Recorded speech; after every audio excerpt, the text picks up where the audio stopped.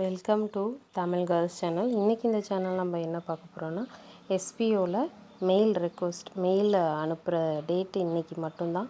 இன்றைக்கி ஈவினிங் வரைக்கும் தான் டைம். அதை பற்றி தான் இந்த வீடியோவில் ஃபுல்லாக பார்க்க போகிறோம். வீடியோக்குள்ளே போகிறதுக்கு முன்னாடி லைக் பண்ணுங்கள், ஷேர் பண்ணுங்கள். இந்த வீடியோ உங்களுக்கு பிடிச்சிருந்தா உங்கள் ஃப்ரெண்ட்ஸுக்கு ஷேர் பண்ணுங்கள், சப்ஸ்கிரைப் பண்ணுங்கள்.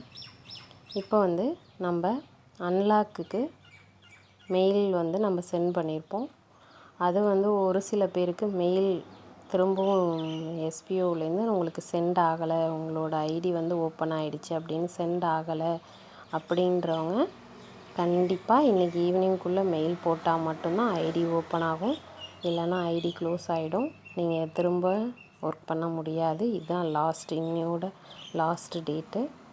ரீஃபண்ட் அண்ட் ரிஜெக்ட்டு, இந்த மாதிரி பல்க் சஸ்பெண்ட், இந்த மாதிரி ஆனவங்களுக்கு எதுவும் பெண்டிங் இருக்குது, ஐடி ட்ரான்ஸ்ஃபர் பண்ணணுன்னா எப்படி ட்ரான்ஸ்ஃபர் பண்ணணுங்கிற வீடியோ நான் போன வீடியோவில் போட்டேன். அந்த வீடியோ டிஸ்கிரிப்ஷனுக்கு கீழே கொடுக்குறேன்.